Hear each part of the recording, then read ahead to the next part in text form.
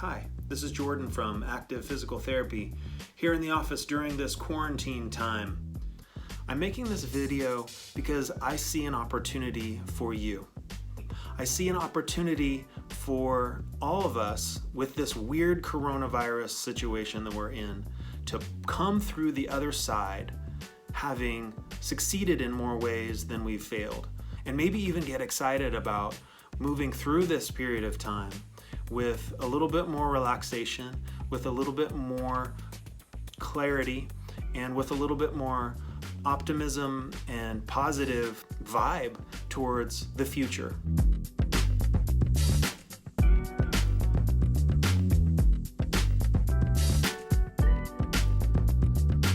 So I want to ask you, how do you want to feel physically, emotionally? How do you, especially in your body, when this whole thing is done?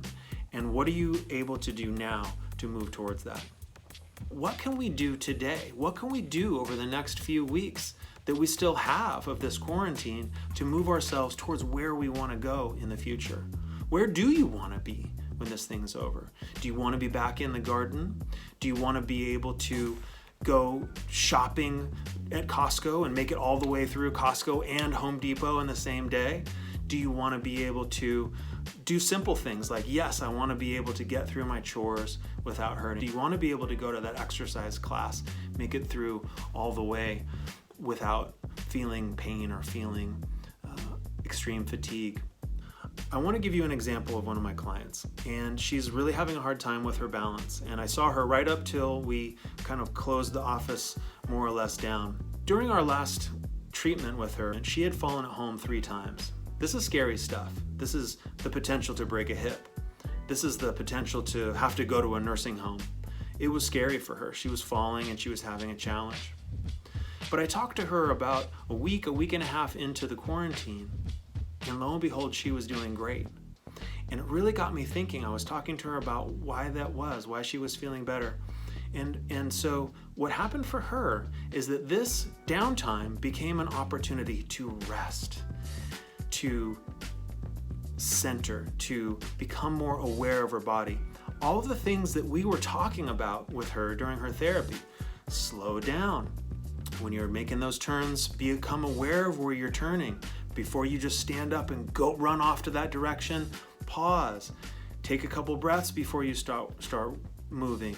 There was this decrease in how much flitting around, rushing around the rest of her life was. She wasn't going and doing all these so-called important activities. She wasn't running herself ragged, trying to get the shopping done and do this for her friend and do this for her family. She was just staying at home, doing our exercises, paying attention to her body the way we've been talking about, and becoming a little bit more still, working on her breathing, all the things that we were talking about. I'm not saying that it was all based on my exercises. What's more important is that she was giving herself the time to sink in to what she needed. She was giving herself the time, because she was forced to just do what she needed to do and not be going here, there, and everywhere on all these activities that were perceived as mandatory.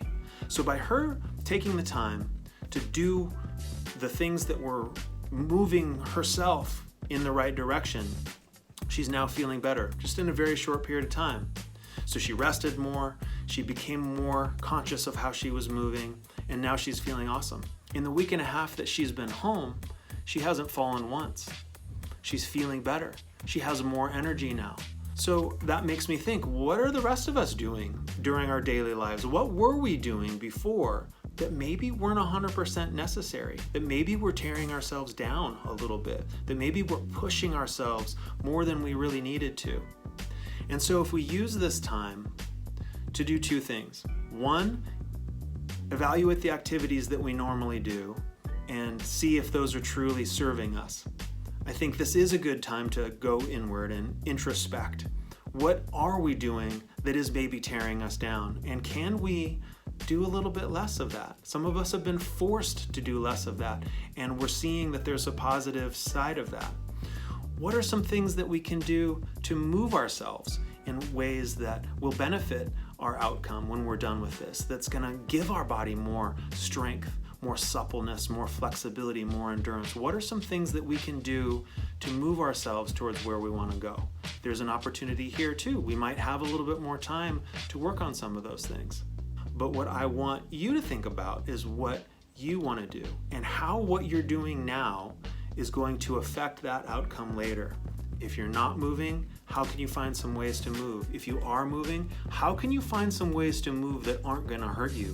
I'm a little concerned about the people that are starting new programs that haven't been exercising for a while. I'm concerned about overdoing it. The athlete brain starts to come in, that's what I call it, and it says if a little is good, a lot is better. If gentle is fine, harder will be even better. And that causes a lot of injuries. That keeps me, that athlete brain actually keeps me in business because people tend to overdo.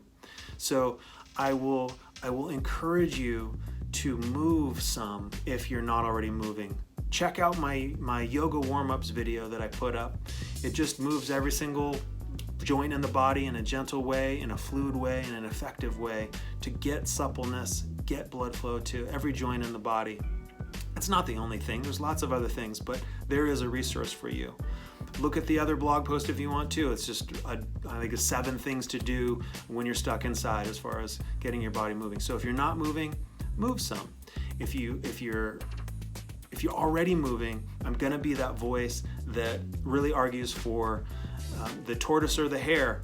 You don't want to be the hare. The hare goes out too fast, too hard, pulls a hammy, needs to get physical therapy. You want to be the tortoise. You want to go with consistent, steady movement towards your goal. That is going to be what is beneficial. As we get older, there are some changes in the body. We don't decline just because we get old. We decline because we stop moving, or we continue to try to move in ways that we could get away with when we were 16 or 26 that no longer fit now at this age. Just because we're staying at home doesn't mean that we can't find some comfort. We can't find some productive progress in our mind or body and our spirit.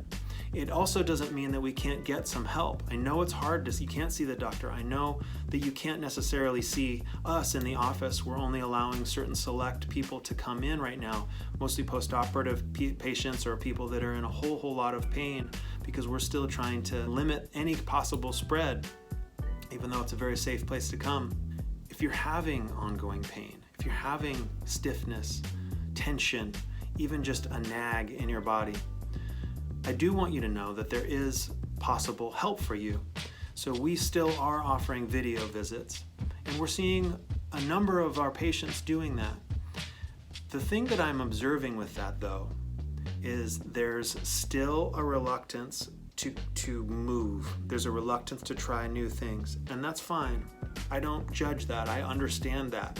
We're sheltering in place. And so even something like a video visit, I think for a lot of people, it can feel a little bit intense. It can feel a little bit invasive because we're in this place where we're trying to protect ourselves. But I want to still put that idea out there. Where do you want to be when this is all done? We're getting closer to this. This curve is moving. We're almost done with this. It's going to be a few weeks. I don't purport to know exactly how this is going to go, but it's not going to be forever. If you're stuck with something, get some help.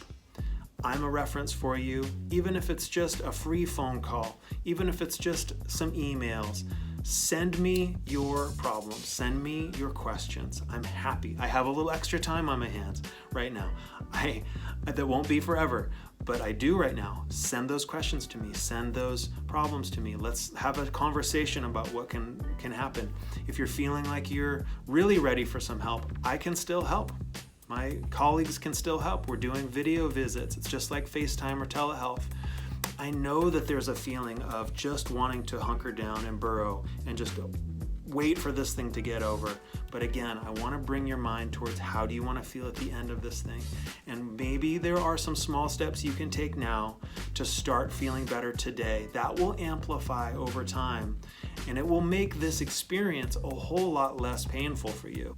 So I hope that this leaves you feeling with some ideas and some optimism and a plan, and also that there's a resource out there for you to help you with that. And I hope that this whole situation finds you coming through the other side of it feeling maybe even better than when you started.